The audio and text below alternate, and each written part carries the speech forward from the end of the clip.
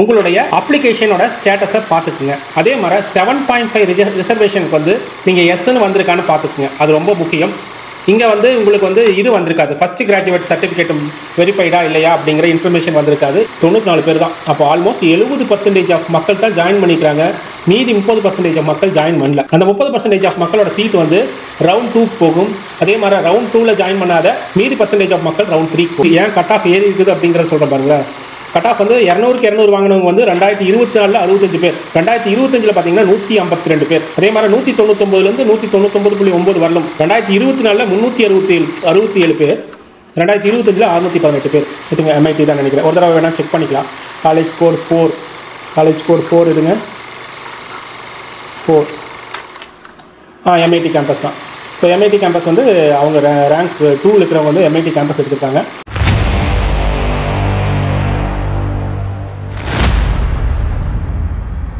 Hope எல்லாருமே வந்து இந்த TNEE ஆன்லைன் அட்மிஷன் ஆன்லைனில் போய் உங்களுடைய அப்ளிகேஷனோட ஸ்டேட்டஸை பார்த்துருப்பீங்க. நீங்கள் என்ன கம்யூனிட்டி, உங்கள் நேமு, உங்களுடைய ரேண்டம் நம்பர்ஸ் வந்துருச்சா, அதே மாதிரி அப்லோட் ஸ்டேட்டஸ் பார்த்துட்டிங்களா, சர்டிஃபிகேட் வெரிஃபிகேஷன் வந்து கம்ப்ளீட்டட் சக்ஸஸ்ஃபுல்லின்னு வந்துருச்சா அப்படின்னு பார்த்துருப்பீங்கன்னு நினைக்கிறேன். பார்க்கலைன்னா இப்போயே உங்களுடைய அப்ளிகேஷனோட ஸ்டேட்டஸை பார்த்துக்குங்க. அதே மாதிரி 7.5 ரிசர்வேஷனுக்கு வந்து நீங்கள் எஸ்ன்னு வந்திருக்கான்னு பார்த்துக்குங்க. அது ரொம்ப முக்கியம்.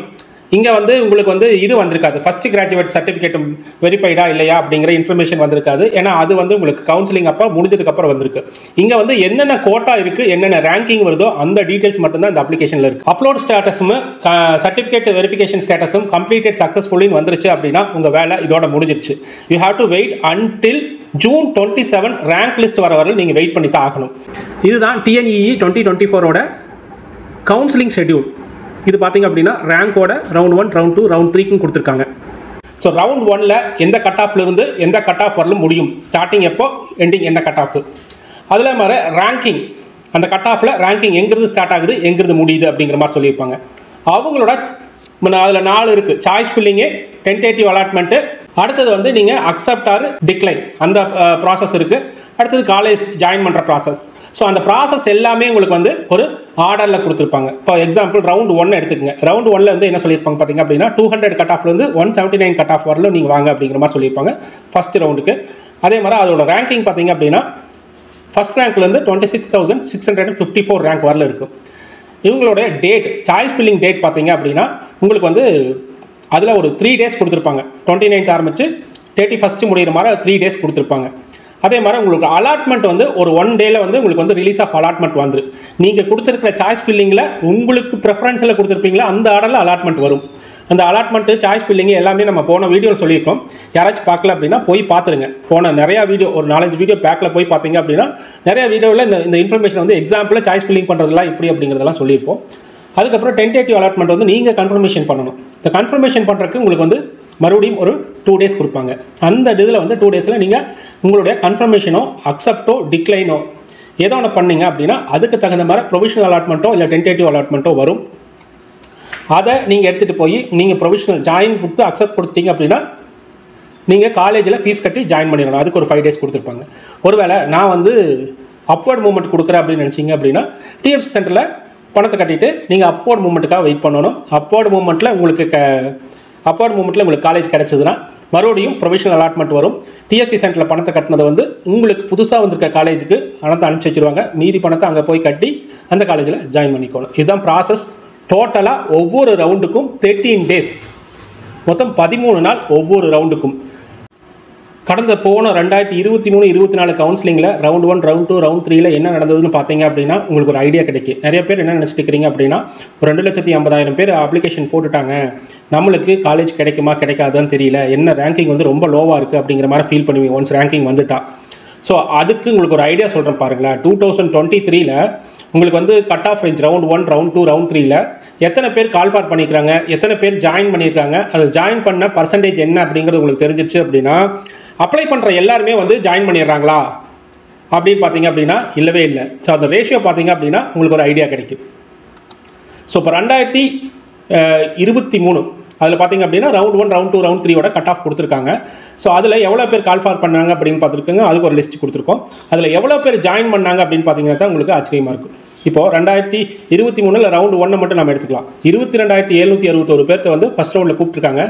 அதில் காலேஜில் போய் அலாட்மெண்ட் வாங்கி காலேஜில் போய் ஜாயின் பண்ணவங்கன்னு பார்த்தீங்க அப்படின்னா வெறும் 5,012 பேர் தான் ஜாயின் பண்ணியிருக்காங்க. அப்போ அதோட கன்வர்ஷன் ரேஷியோ பார்த்தீங்க அப்படின்னா வெறும் 65% தான் ஜாயின் பண்ணியிருக்காங்க.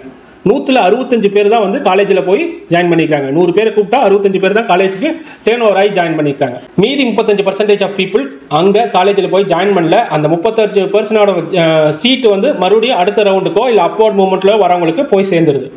அப்போது நீங்கள் அப்வர்ட் மூவ்மெண்ட் எடுக்கிறது எவ்வளவு சாதுரியத்தன்மானது அப்படிங்கிறத நீங்கள் தெரிஞ்சுக்கணும். சார் அப்வர்ட் மூவ்மெண்ட் எடுத்தால் அலைச்சலுக்கு நினச்சிடாதீங்க.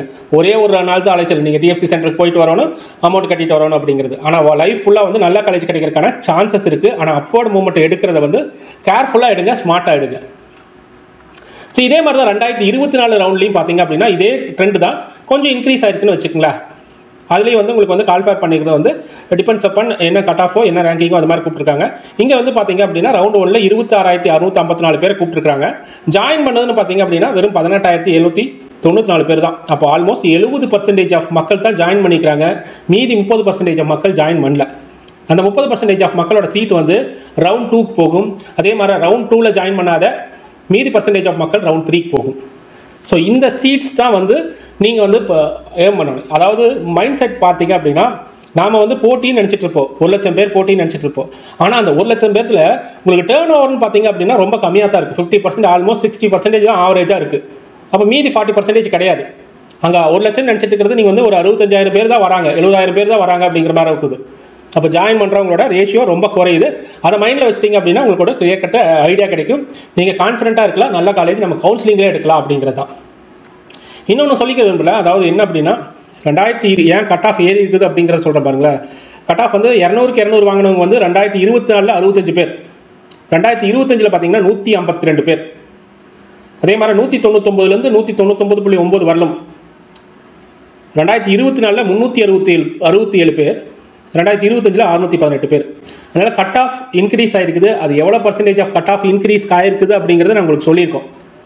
ஸோ அதையும் நீ வந்து நம்ம உங்களுக்கு வந்து ஷேர் பண்ணிக்கிறோம். போன வீடியோலேயே நாங்கள் சொல்லியிருக்கோம் ஒவ்வொருத்தருக்கும் எவ்வளோ கட் ஆஃப் ஏறு அப்படிங்கிறத ஷேர் பண்ணியிருக்கோம்.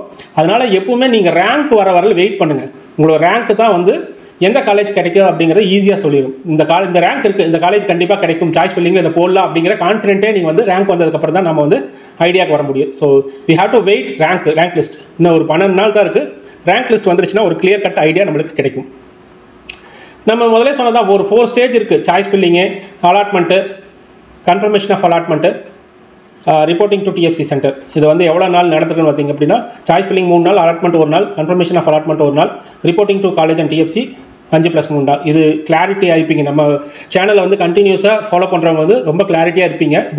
இதில் உங்களுக்கு புதுசாக யாராச்சும் வந்திருந்தீங்க அப்படின்னா இந்த கிளாரிட்டி கிடைக்கலன்னா போன வீடியோஸ் எல்லாம் பார்த்தீங்க அப்படின்னா இந்த ஸ்டேஜஸ் வந்து நல்லா தெரியும். ஏன் திரும்ப இந்த ஸ்டேஜஸ் சொல்கிறேன் அப்படின்னா இந்த ஸ்டேஜஸ் கண்டிப்பாக உங்களுக்கு தெரிஞ்சதான் மட்டும்தான் உங்களுக்கு நல்ல காலேஜ் ஸ்மார்ட்டாக நம்ம கவுன்சிலிங் பண்ணி நல்ல காலேஜ் கிடைக்கிறதுக்கான வாய்ப்பு இருக்குது. அதனால தான் இதை திரும்ப சொல்கிறோம். ஸோ அதே மாதிரி தான் accept and join, accept and upward, decline, இது வந்து 6 ஆப்ஷன் வந்து நீங்கள் வந்து அலாட்மெண்ட் போது கன்ஃபர்மேஷன் போது நீங்கள் பண்ண போகிறது. இதையும் நம்ம ஸ்மார்ட்டாக பண்ணணும். ஸோ போன வருஷம் கவுன்சிலிங்கில் இதுதான் வந்து நம்ம ஒரு 39 நாளுக்கான கவுன்சிலிங் ஸ்டேஜ் வந்து போட்டிருக்கிறோம். நம்ம ஒரு ரஃபாக போட்டிருக்கிறோம். ரவுண்ட் 1ல் என்ன ஆகும் அப்படின்னு பார்த்தீங்க அப்படின்னா ஃபஸ்ட்டு 13 டேஸ், ரவுண்ட் 2ல் அடுத்த 13 டேஸ், ரவுண்ட் 3ல் அடுத்த 13 டேஸ், மொத்தம் வந்து 39 நாள். இந்த வருஷம் வந்து ரொம்ப ஸ்பீடப் பண்ணுறாங்க. ஏன்னா ரேண்டம் நம்பர்ஸ் கொடுத்துட்டாங்க. போன தடவைலாம் சர்டிஃபிகேட் வெரிஃபிகேஷன் கொஞ்சம் லேட் ஆச்சு. இந்த தடவை எல்லாத்துக்குமே சர்டிஃபிகேட் வெரிஃபிகேஷன் டக்குன்னு ஆகிட்டு இருக்கு. ஆல்மோஸ்ட் 90% ஆஃப் ஸ்டூடெண்ட்டுக்கு வந்து சர்டிஃபிகேட் வெரிஃபை ஆகிடுச்சு. யாருக்காச்சும் வெரிஃபை ஆகலையா அப்படின்னா நம்ம கமெண்ட் செக்ஷனில் போடுங்க. அப்படியே இல்லை அப்படின்னா டிஎஃப்சி சென்டரை கான்டாக்ட் பண்ணலாம். இல்லை அவங்க வந்து உங்களுக்கு ஏதாச்சும் கொரி இருந்துச்சு அப்படின்னா உங்களையா டிஎஃப்சி சென்டர் கான்டாக்ட் பண்ணுவாங்க. Almost 90 to 95% of certification verification ஆயிடுச்சு. நாம் ஒரு 15 to 17 பேருக்கு பண்ணியிருந்தோம். எல்லாத்துக்குமே சர்டிஃபிகேஷன் வெரிஃபிகேஷன் வந்து சக்ஸஸ்ஃபுல்லாக கம்ப்ளீட்டட் ஆயிடுச்சு. அவங்களுக்கும் வந்து எந்த பிரச்சனையுமே இல்லாமல் இப்போ வந்து அவங்க எல்லாருமே ரேங்க் லிஸ்ட்டுக்காக வெயிட்டிங். அதுக்கப்புறம் சாய்ஸ் ஃபில்லிங் தொடங்கிட்டோம். சாய்ஸ் ஃபில்லிங் வந்து எக்ஸல் ஷீட் நம்ம வந்து எக்ஸ்பிளைன் பண்ணியிருந்தோம்ல, அந்த எக்ஸல் ஷீட்டையும் போன வருஷம் ரேங்க் லிஸ்ட் எடுத்துருக்கோம்.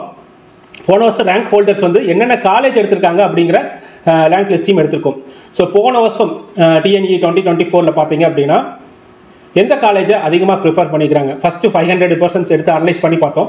அதில் எல்லாருமே ஆபிஎஸ், அண்ணா யூனிவர்சிட்டி சென்னை வந்து 99 500 பேரில் 99% வந்து அண்ணா யூனிவர்சிட்டி எடுத்திருக்காங்க. அடுத்து MIT கேம்பஸ் எடுத்திருக்காங்க. அடுத்து வந்து 2006ங்கிறது வந்து PSG காலேஜ் ஆஃப் டெக்னாலஜி, அதில் ஒரு 67 பேர் எடுத்திருக்காங்க. 2007ங்கிறது CIT Coimbatore institute of technology, அதில் ஒரு 43 பேர் எடுத்திருக்காங்க. அடுத்தது SSN, அதில் ஒரு 37. அடுத்து PSG institute of technology and applied research, அது வந்து புது காலேஜ், PSG-யோட புது காலேஜ். இப்போ அட்டானமஸ் ஆகிட்டாங்க, 10 வருஷம் ஆகிட்டாங்க. இன்னும் புது காலேஜ்லாம் சொல்ல முடியாது. அவங்க இந்த வருஷத்துலேருந்து அட்டானமஸ் வேறு. ஸோ ஓகே, அவங்கள வந்து ப்ரிஃபர் பண்ணுறாங்க. அது டாப் 500 வந்து அதிகமாக ப்ரிஃபர் பண்ணுற காலேஜ் இதெல்லாம் தான். சென்னை இன்ஸ்டியூட் ஆஃப் டெக்னாலஜி, இதையும் CIT தான் சொல்கிறாங்க, சென்னை இன்ஸ்டியூட் ஆஃப் டெக்னாலஜி. அதனால் கேர்ஃபுல்லாக இருங்க. அடுத்து வந்து தியாகராஜர் காலேஜ் ஆஃப் இன்ஜினியரிங், அடுத்து government college of technology Coimbatore. So இதெல்லாம் தான் வந்து உங்களுக்கு ஃபஸ்ட்டு 500 ரேங்க் எடுத்து அனலைஸ் பண்ணும்போது டாப் 10ல் வராங்க. ஸோ ரேங்க் லிஸ்ட்டையே பார்த்துடலாமே அப்படிங்கிற மாதிரி தான் நாங்கள் ரேங்க் லிஸ்ட் எடுத்து வச்சுருக்கோம். இதுதான் ரேங்க் லிஸ்ட்டு. ஸோ இந்த ரேங்க் லிஸ்ட்டை பார்த்தீங்க அப்படின்னா உங்களுக்கு புரிஞ்சிடும், ஒரு ஐடியா கிடைக்கும்னு நினைக்கிறேன்.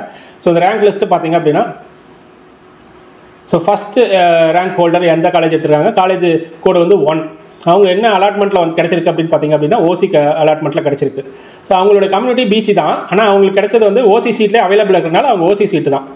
ஸோ எந்த கம்யூனிட்டி போயிருந்தாலும் நீங்கள் வந்து உங்களுக்கு வந்து OCயில் சீட் இருந்துச்சு அப்படின்னா, ஓப்பன் கேட்டகரியில் சீட் இருந்துச்சு அப்படின்னா அதை நீங்கள் எடுத்துக்கலாம். அதுதான் உங்களுக்கு அலாட் ஆகும். ஆக்சுவலாக எடுத்துக்கலாம் இல்லை, அதுதான் உங்களுக்கு அலாட் ஆகும். அதுக்கு அடுத்தது உங்களுக்கு ஓப்பன் கேட்டகரியில் சீட் இல்லைன்னா மட்டும்தான் கம்யூனிட்டி வைஸ் உங்களுக்கு வந்து ப்ரிஃபரன்ஸ் பார்க்கும். ஓகேங்களா? ஸோ அதே மாதிரி தான் உங்களுக்கு வந்து ரேங்க் 2 இருக்கிறவங்க வந்து என்ன எடுத்துருக்காங்க அப்படின்னு பார்த்தீங்கன்னா, காலேஜ் கோட் 4. காலேஜ் கோட் 4 அப்படின்னா MIT, இதுங்க MIT தான் நினைக்கிறேன். ஒரு தடவை வேணால் செக் பண்ணிக்கலாம். காலேஜ் கோட் 4, காலேஜ் கோட் 4 இதுங்க 4. MIT கேம்பஸ் தான். ஸோ MIT கேம்பஸ் வந்து அவங்க ரேங்க் 2 இருக்கிறவங்க வந்து MIT கேம்பஸ் எடுத்திருக்காங்க. அடுத்தது 1315 காலேஜ் பார்த்திங்க அப்படின்னா ரேங்க் 3 வந்து டேர்ன் ஓவர் ஆகலை. மேபி அவங்க MBBS கீழ் போயிருக்கலாம். அதனால் ரேங்க் 3 வரல. ரேங்க் 4 வந்து 1315 எடுத்திருக்காங்க. 1315 SSN எடுத்திருக்காங்க அவங்க. 1315 வந்து ரேங்க் 4 வந்து 1315 எடுத்திருக்காங்க. 2006ங்கிறது வந்து PSG காலேஜ் ஆஃப் டெக்னாலஜி, அது நல்லா தெரியும். அதில் IMன்னு இருக்குது. IMனா இன்ஃபர்மேஷன் டெக்னாலஜி. ஸோ இந்த பிரான்ச்சையும் பார்த்துக்கங்க, அவங்க என்ன பிரான்ச் எடுத்திருக்காங்க அப்படிங்கிறதையும் பார்த்துக்குங்க. அதே மாதிரி ஸோ ரேங்க் 6 இருக்கிறவங்க 1 எடுத்துருக்காங்க. Rank 7 1, rank 9 1. இதில் பார்த்தீங்கன்னா 8 வரல. மேபி அவங்க MBBSக்கு எடுத்துக்கலாம். 10 1, 11 1, 12 1, 13 வரல, 14 1, இந்த மாதிரி போயிட்டே இருப்பாருங்க. எல்லாம் முக்கால்வாசி பாருங்க அந்த ECE, artificial and data science, computer science, IT, ECE, CS இந்த போன வருஷம் ட்ரெண்டு. ஸோ இதே மாதிரி தான் நீங்களும் போகணுமானலாம் பார்த்துறாதீங்க. ஸோ நீங்கள் இந்த இதை பார்த்துட்டு வந்தீங்க அப்படின்னா திடீர்னு ஒரு நடுவில் சின்ன college, tier 2 college, tier 3 college எல்லாம் வந்திருக்கும். மேபி அவங்க கவுன்சிலிங்கில் சாய்ஸ் ஃபில்லிங்கில் தப்பாக வச்சுருக்கலாம். இல்லை வந்து அவங்களுக்கு வந்து உங்களுக்கு வந்து ஃபுல் ஃப்ரீ அப்படிங்கிற மாதிரி அந்த காலேஜுக்கு வந்து சொல்லியிருக்கலாம். இந்த கட் ஆஃபில் இருந்தீங்க அப்படின்னா both tuition fees, hostel fees அந்த மாதிரி எல்லாமே ஃப்ரீ அப்படிங்கிற மாதிரி சொல்லியிருக்கலாம். அதுலேயும் சில பேர் மயங்கி போயிருக்கலாம். ஏன்னா அவங்களுக்கு எது கம்ஃபர்ட்டோ அதுக்கு தானே போவாங்க அப்படிங்கிற மாதிரி. ஆனால் கொஞ்சம் தெளிவாக இருங்க. நல்ல காலேஜில் படிச்சிங்கன்னா தான் நல்ல பிளேஸ்மெண்ட் வரும், நல்ல வேலைக்கு போக முடியும். இது அதை ஃப்ரீயாக தராங்க, இதை ஃப்ரீயாக தராங்கன்னு போவாங்க. உங்கள் கட் ஆஃப்க்கு வந்து இந்த கட் ஆஃப்க்கு வந்து எல்லா காலேஜுமே கிடச்சிருக்கும். ஸோ அவங்க அதையும் முடி டயர் 2 டயர் 3 காலேஜஸ்லாம் எடுத்துருப்பாங்க. சிலதெல்லாம் பார்த்தீங்க அப்படின்னா உங்களுக்கே தெரியும் ஏன் அந்த மாதிரி காலேஜுக்கு போகிறாங்க அப்படிங்கிற ஒரு ஐடியா நம்மளுக்கு கிடைக்கல. இந்த ஃபுல் ரேங்க் லிஸ்ட்டுமே பார்த்தீங்க அப்படின்னா ரவுண்ட் 1ஓடது மட்டும் நாங்கள் வச்சுருக்கோம்.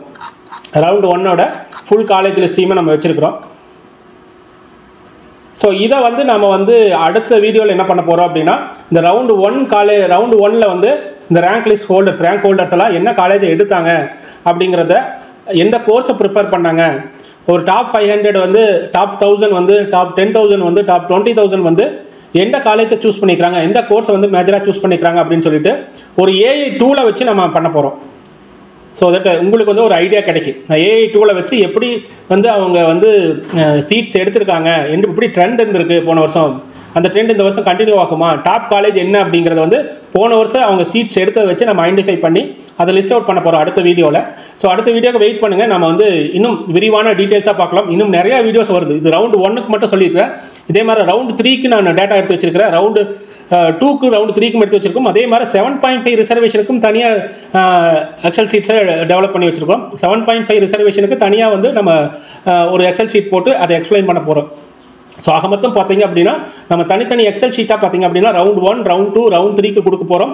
அதே மாதிரி 7.5 ரிசர்வேஷன்லையும் ரவுண்ட் 1, ரவுண்ட் 2, ரவுண்ட் 3ல வந்து போன வருஷம் என்னென்ன காலேஜஸ் எடுத்தாங்க, என்னென்ன டிபார்ட்மெண்ட் ப்ரிப்பேர் பண்ணாங்க அப்படிங்கிற டேட்டாஸையும் நம்ம இன்புட்டாக உங்களுக்கு கொடுக்க போகிறோம். அது உங்களுக்கு ரொம்ப ஹெல்ப்ஃபுல்லாக இருக்கும். ஸோ தொடர்ந்து நம்ம வீடியோவை பாருங்கள், நம்ம சேனலை சப்ஸ்கிரைப் பண்ணிக்கோங்க. இந்த வீடியோ பிடிச்சிருந்தா அப்படின்னா லைக் பண்ணுங்கள். லைக் பண்ணிங்கன்னா தான் உங்களை மாதிரி இருக்கிற நிறையா ஸ்டூடெண்ட்ஸ்க்கு இது போய் சேரும், அவங்களுக்கு ரொம்ப யூஸ்ஃபுல்லாக இருக்கும்.